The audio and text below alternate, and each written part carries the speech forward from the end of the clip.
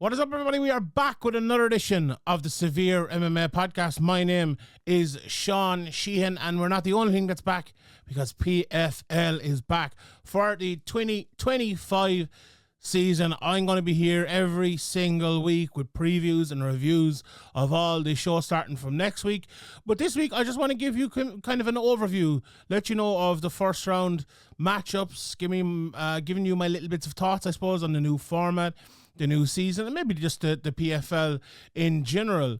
It's, as I said, a brand new format and a whole different world, I suppose, for PFL this year, and that's what I want to talk about today from next week on. As I said, I will have the breakdowns of the fights on each individual week before and after the cards, and hopefully it's another good season, and we have a lot to talk about over the next 10 weeks. It'll be longer than 10 weeks, but 10 events, let's put it that way.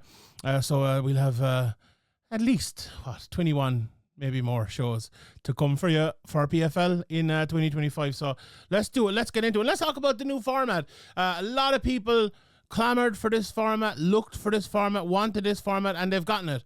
So the PFL have listened, I suppose, to those requests and given it to the people. And I'll be honest, I'm kind of torn on it because I liked the old format. Now, I by the reaction, I think I was probably in the minority there, and I think even PFL would maybe admit that now as well, in the fact that people and maybe they would prefer the format we have now. But I like the format I have now. I'll talk about that in a second. But the old format, to me, do you know what I like? I like from the fighter's point of view that they had 2 guaranteed fights, right? And in all organizations, that's not, a guarantee is not a guarantee, but you know what I mean? Like, sometimes you're like, oh, well, I got a fight and maybe they don't have a place for me for another while. Maybe I won't get a fight until the end of the year, or maybe I'll have to wait until next year. And that was an issue with a lot of people who are tournament fighters, seasoned fighters,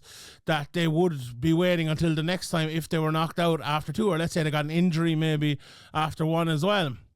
Whereas this, I suppose, you have 1 fight, and if you win, you have another fight. If you don't, what's going to be next for you. And we'll talk more about that again in a second with the all-round PFL. But I did like the 2 opportunities sort of thing. The straight knockout is different, but the two shots straight away, was good. I think the scoring format, in terms of like you get 5 points for knockout and 6 points and 4 points, that was all that was a bit weird, and I'm happy that's gone. But and do you know what else is the main reason I think why that format was an issue? Was because it threw up rematches that we really didn't need, like last year with Musayev and what's his name, the former one champion Mordov.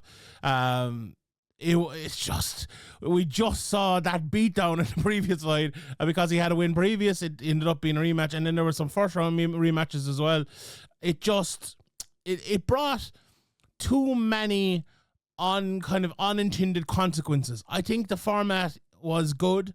I think if it could have worked out, it would have been good, but I think in the end, it came to almost its natural end with the Bellator takeover, the amalgamation and all of that. So even though I like the format, I think they made the right decision. The new format, what do I think of that? Again, the only drawback I would say with it is the fighters are only guaranteed 1 fight. The other side of it is they're guaranteed to have, if they win 3 fights, or if they get to the final 3 fights, and not 4 fights, which I think is a lot more sustainable, a lot better. We were seeing as well, people were dropping out in the playoffs. And I would gather as well, I heard bits and pieces, but a couple of fighters, like, we saw a few fighters throughout the years drop out in the final, but then a few people, I'd say, probably fighting injured and not to 100% of what they are, because it's such a big opportunity. And that's always going to be the case in big fights with big opportunities. But because they had 4 fights, that was more likely. With 3 fights, again, that's less likely. And especially, let's say if the first 2 fights were in very quickly, or, even if not, like 3 fights in a year is fine, because you're going to get more of a time to rest and recuperate after them then. So that is good. Plus, all, PFL, all the fights have always mattered because of the point system, because like if you lost one, you really needed to win the next one, so it mattered for that one plus the next one.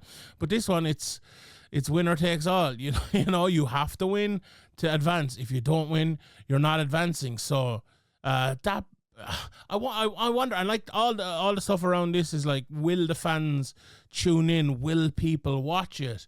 And I think if you get the matchups right, people will. And that is, I suppose, the biggest challenge for me the PFL have in the tournament section. So can they get that done? Can they get the season to be something people are enthralled by? I think the finale, people always are. People always tune in for it. I think the semi-finals this year as well will have some of that as well. I think the first round matchups, will people be enthralled by that? Will people tune in with this new format more than they did with the last one? I suppose that's a wait and see sort of thing as well. So the overall, let's just talk about the overall state of the PFL. I'm going to run through division by division as well here in a second to give you, to show you the matchups and, a kind of a primer for the season ahead. But the PFL in general, other changes that have happened during the year. Obviously, with the Bellator takeover last year was very much a season of transition. I feel like the first 3 months to 6 months of this year are the same, but you'd hope after that then we kind of get a clearer look at what the PFL are trying to do with the product. From the matchups that they have announced so far, from the people that they have announced so far, it looks like they're really using the Champion Series as their main drawing card this year, which is, again, the people who didn't want the season format, who didn't want the tournament format, will love that. The people who like the tournament format will still have the tournament format, so it's kind of a win-win for both. So that's a positive. The only drawback, the only negative for me is that Paul Hughes is not in the tournament. Kuramagomedov's not in the tournament. Usman Magomedov's in the tournament. A lot of your best fighters are not in this tournament. Now, you could argue that the tournament is designed to get a season winner, and then that season winner is the best, and then they fight the best from outside. But, that's all well and good. But, like, let's say the two welterweights, Musayev and Kuramagomedov, they fight each other. Are they going to have to wait a year again to fight the winner of the welterweight tournament for this year? Are they going to fight someone else and then fight? I don't know. It's just, I'm looking forward to seeing what happens, to be honest. I'm looking forward to seeing, like, if those two parts of the promotion are run as separate entities, or if one is basically a qualifier system from the other. It looks like the season format is kind of a qualifier system for the the PFL now Champion Series, which is a big departure from what they were before. Like, before, they were talking about being the Champions League of mixed martial arts. Everyone, all the best fighters are thrown into this season format, and at the end we have, on merit, the best fighter. Even though that's still true, we don't have all the best fighters in the tournament. They're in another part of the promotion, so it actually puts their tournament format to how would you put it? I wouldn't go as far as saying it's a secondary part of it, but it's more of like a contender tournament, rather than a champions tournament. It's now a contenders tournament. And do you know what? Maybe that's the way to do it. Maybe that is again, we talk about the mix of both, and mix, funny enough, Patchy Mix is there as well. Maybe the mix of both is good. I just need to know what happens with the champions, right? Because let's say you're running we'll go with Patchy Mix, right? You're running 2 Bantamweight tournaments a year. So the first 6 months is one Bantamweight tournament. The winner fights Patchy Mix in May. The second half of it fights the winner, Patchy Mix fights the winner in January or whatever it might be. But that's not quite possible. You'd have to overrun him and stuff like that, and I don't know if that's going to happen either. Like, again, who does he fight outside of that? Maybe someone got injured, or maybe the second place person has another fight on that night as well, and he ends up fighting him. I don't know, but I'm again, I'm asking questions and looking forward to seeing those answers and see what it looks like. What I want to see from PFL, because it feels like there has been nothing but movement in PFL over the last while. They're getting everything settled. I want to see it settled, and I want to see like 6 months, 12 months, 18 months of a settled PFL, what product they're giving us, what the product looks like, which fighters are fighting where. Like last year, Paul Hughes was signed to fight in the tournament. He has a fight outside the tournament, like loses. Okay, it was very close. And now he's not in the tournament again. He's headlining over in Belfast. He's not in PFL Europe either. So, is he fighting that fight? And then he's going to fight the winner, or is he going to fight Usman Nurmagomedov again? Like, what about the winner of the lightweight bracket here? Like, are they just going to wait for that fight to be over and then fight, or can it all be done? Like, in that case, it's probably good because, maybe that fight can happen towards the end of the year.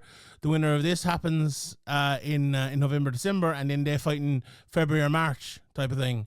So maybe that makes sense, but is there a Paul Hughes in every division for that to happen? Again, that's what I want to know. That's what I want PFL to maybe tell us, and what will emerge, I suppose, over the next while. But you know what? I think at this stage last year, I was kind of asking these questions as well. And I think what we got last year was Bellator on one side and PFL on the other side. And there was little bits of crossovers, the biggest of which was Bellator fighters being put into the tournament, which was grand. And that didn't really make a whole lot of difference. That was just like a few new signings being put in there. It feels now like there is going to be less of a divide in that we know if you do really well in this, you will be fighting the best of the best outside of this.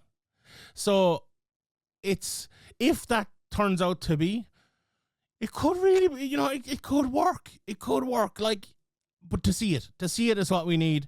And I hopefully the next while will produce that, and we will see how things go with that. So let's get into this season. Let's look at some of the matchups. Let's look at the breakdown of each division as we go, and I can actually pull them up here in front of me. Hopefully this will work. Indeed it does. Here we go.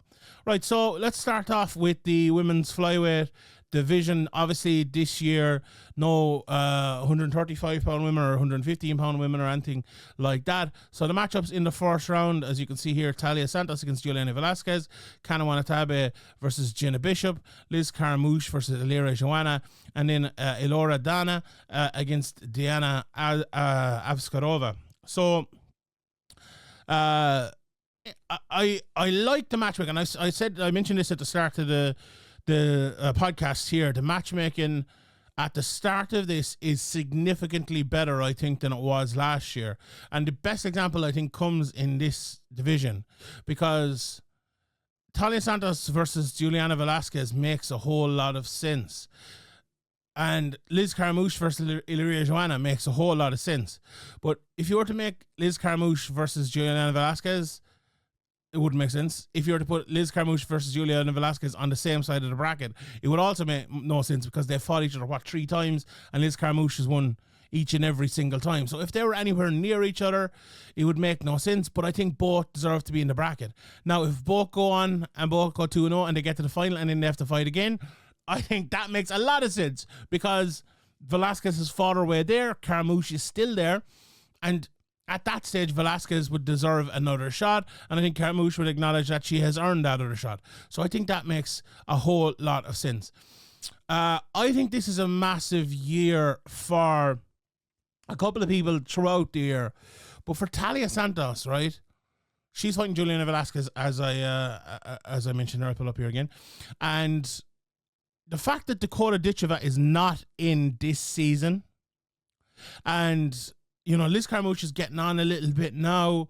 The other fighters in it, they are good fighters, no doubt about it. I think Avskarova is someone who brings a challenge with her judo and things like that. And Jenna Bishop, I thought she was very, very impressive last year. Wanatabe should have beaten Liz Carmouche. I mean, that's the right fight I'm thinking of, isn't it, where Liz submitted her in the end. Like, for Talia Santos, coming over from the UFC, obviously going toe-to-toe with the champ over there, got to where she got to last year and ended up losing. I think this is the year for her to establish herself as the best. And, maybe Dakota Ditcheva, she was around at the end of it again. Maybe that's a fight we see again. Maybe, maybe there could be a move up in weight or a super fight or something like that. But I think it's a big year for her. For everyone else in that division, I think, look, for Liz, she has done what she's done in her career. It would be, a bonus, let's say, at this stage. I think for Joanna, Dana, Avskarova, Watanabe, Bishop, it would be massive, but I suppose unexpected a little bit. If it would be a bonus in a different way for them to win. I think Velasquez, again, is a bit of an outlier, considering, like, she is so talented, but has had issues, obviously losing to Karamush, and probably hasn't got out of her career what she would have wanted, apart, although she was the champion, for a while. But I think she would have expected more. So it's an interesting year, obviously missing Dakota Ditcheva, but look, we can't have everything, I suppose. Let's move on. Let's talk about the Bantamweight division. And I mentioned this when it got announced. I think this is by far the strongest division. It's absolutely fantastic. Let's read out the matchups for you. Magomedov versus Leandro Higo. Sadavan Hamidov versus Jake Hadley. Kieran Clark from Ireland. And here, let's get that pronunciation right. Kieran, like Kieran. It's an elongated A. So Kieran Clark against Kasim Kasimov. Then we've Ali Taleb against Zabini Ruiz. And there's some real hot and heavy stuff here, because some of these guys are just, they are dying for an opportunity. They have been there or thereabouts for a very, very, very long time. And, it's the time for some of them to get their, to get their opportunity, I suppose, and to go to that next level. Like, I'll be a little bit biased there for a second and start with Kieran Clark, who's 10-0, and he has had such bad luck in his career in terms of he's had good fights, good opponents, they've fallen out.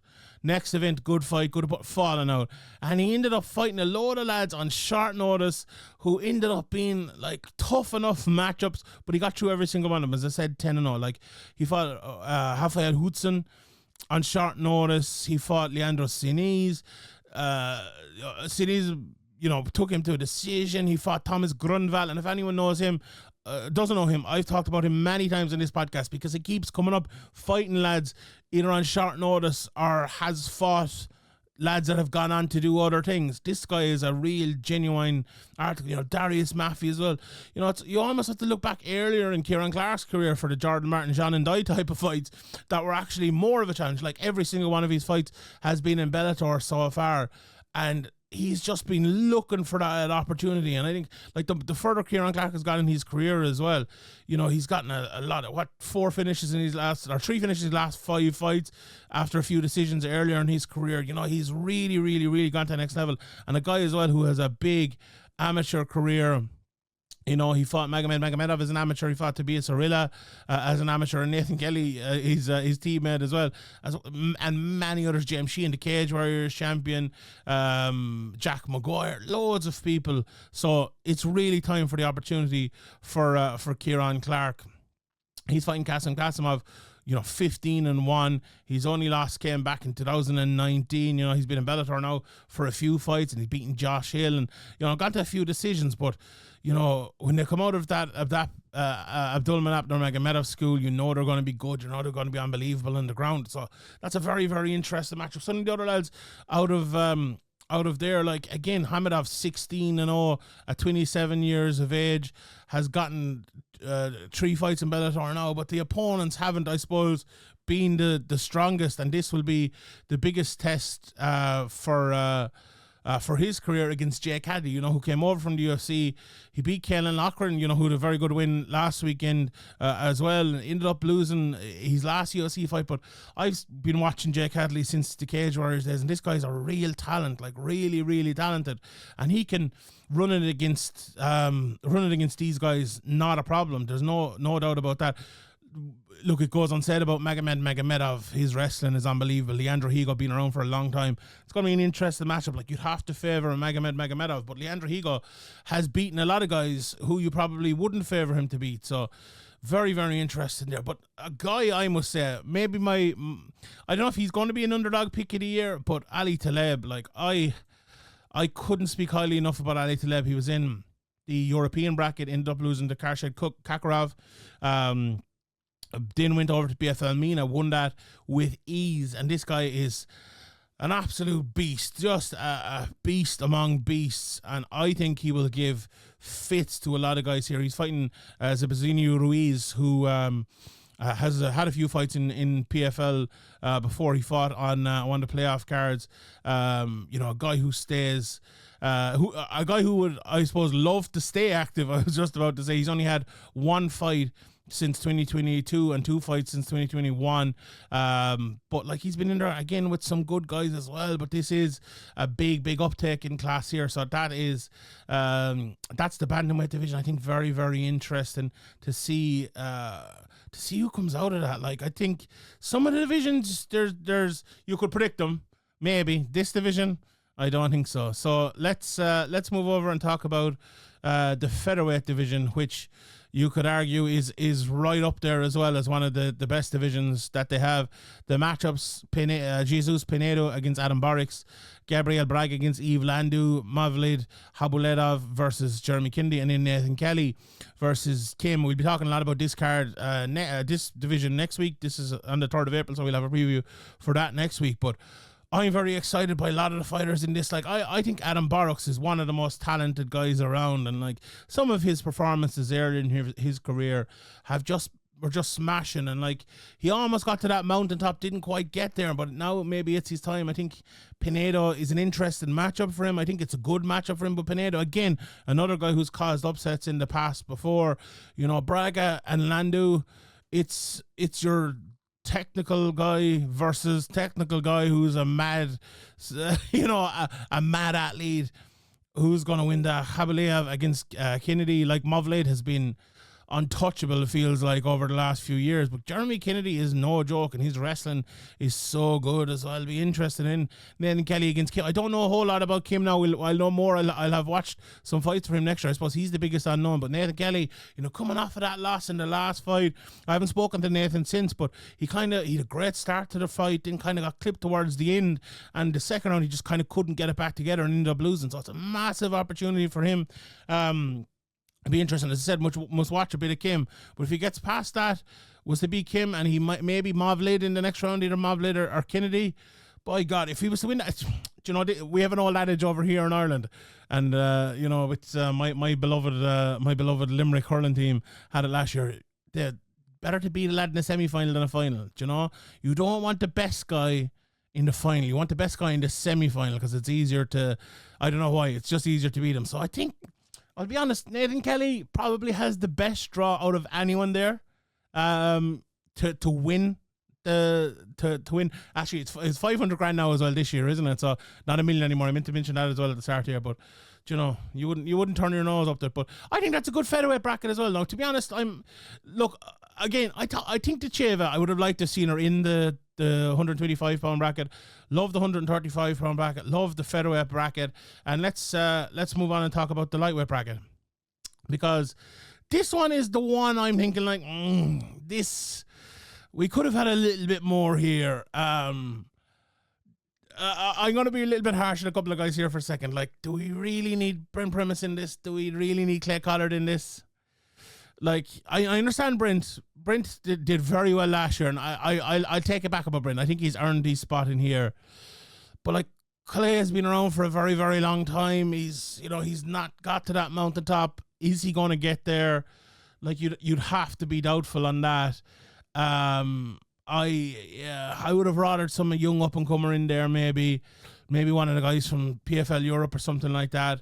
But having said that, I like that Alfie Davis is getting an opportunity. Rabadanov versus Mark Chikasi is such a blistering fight, and Burnell versus JJ Wilson should be fun as well. So like, in one way, right, let's say the two older guys, maybe lose to Chablis and Davis. We have some very good semi-finals and finals in, so maybe I won't complain about it too much, but that would be one little complaint I would have. The other complaint I'd have is about the next bracket, the welterweights. So the welterweights was the first bracket announced, and Musayev and Rapidanov were not in it. And I'm thinking, right, we look at this here, and there's some very, very good matchups in it. But to announce this first, with your two best welterweights not in, I couldn't believe they did that. You announced this fourth or something like that. But that's just me giving out. I think that was a big, big misstep. But having said that, like, imagine if the two best guys were in this, how good this division would be. But at the same time, it's really, really good anyway. Jason Jackson, the former Bellator champion, against Koreshkov, the former Bellator champion. Mohamed Berkamov, who's obviously been really good over the last few years, against Zendelli, the PFL Europe standout. Then we've Logan Storley against Umalatov, obviously big wrestler against big wrestler, former Bellator. Was it interim champion or champion? Against Umalatov, obviously, who's won it all. And then Kukuri against Bashar. Janis Bashar, obviously former Cage Warrior champion, but then went on he was on the Contender Series, wasn't he, and didn't end up getting through there. But this guy is an absolute beast as well. He's some big knockouts. I think it'll be very interesting which side of the bracket has the advantage here. I don't know if there is, like, who's winning that Jackson-Koreshkov matchup? No idea. Like, can Storley beat Umalatov? Like, you'd probably fancy Umalatov there. Kukuri and Bashar, again, that's a 50-50. You'd probably fancy Berkamov to beat Zendelli, but again, another guy who's pulled off, some shocks over the years. So I like this welterweight bracket as well. It just feels like it could have been a whole lot better. The middleweights then, again, the only issue I have with the middleweights is they left Norbert Namini Jr. go, and imagine if he was in this, it would have been amazing. But at the same time, I think you found a better place for Impa Kasanganay, who deserved to be back. You found a better place for Sidabusi, who deserved to be back, and they needed a middleweight division. They had guys for it. I think the matchup of the first round is Impa Kasanganay against Fabian Edwards. Now, is it going to be a Rock'em Sock'em Robots knockout battle? I don't think so. But I think it's going to be a technical, interesting battle. I'm really looking forward to that. Silveira against Shipman. Shipman is a tough guy, but Silveira needs to be it this year. Again, coming down to middleweight now after being up. This is the year for Joshua Silveira. He has to get it done this year. Then we Sidabusi against Dalton Rasta. And Aaron Jeffrey against Ramazanov. Obviously, Ramazanov is Formula 1 champion. Coming up from welterweight. Big opportunity for him against Aaron Jeffrey. But Dalton Rasta, obviously he fought Norbert Navinian and beat him. If you were to look at that, right, and maybe people who haven't studied this bracket would probably be saying, maybe Impa, maybe Ramazanov. I think Dalton Rasta is the guy to beat. I'll be honest. I'm very, very impressed with him. And his wrestling is so good as well. Could be a very good year for him. Then we have the welterweights. I like this. I like this welterweight matchup. The only thing I would have is, again, being a bit harsh. Why is Phil Davis in this? Like, you don't put Phil Davis. No disrespect to Phil Davis or anything like that, but come on, you're doing a tournament. You want to make this exciting. No, not for me. He's fighting Rob Wilkinson. Rob wasn't great last year. I didn't think that's going to be a close fight. It'll probably be a split decision or something like that. Collier and Nunes, interesting fight. Shoeface against Carl Moore, that's going to be a banger. Obviously a bit biased here with Carl Moore, my countryman, but that is an interesting fight. And then Karl Albrechtsen against Simeon Powell. Again, for Simeon Powell, this guy, everyone talked about him being the next guy, being he's going to blow everyone in Europe away. And, I was talking to someone recently about him who was, how would he put it? A teammate of his, let's say, was going to be matched up against him. And he basically said, like, they're looking for the teammate to be the guy who he beats type of thing. Like, that Simon Powell is so good. And it, hasn't quite worked out that way, but this is a massive opportunity for him. Let's say if he gets through Karl Albrechtsen and he fights either Carl Moore or Antonio Carlos Jr. in the semi-final, that's that looks like a barn burner to me in there. So I think that side of the bracket is going to be the more fun side.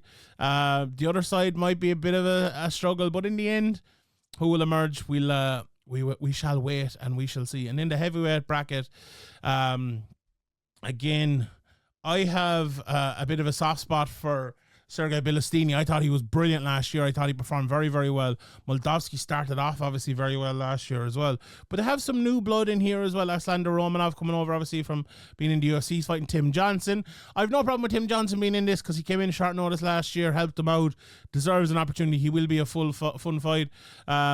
I don't know too much about Puya Ramani. I think he was a change, was he, if I'm not mistaken.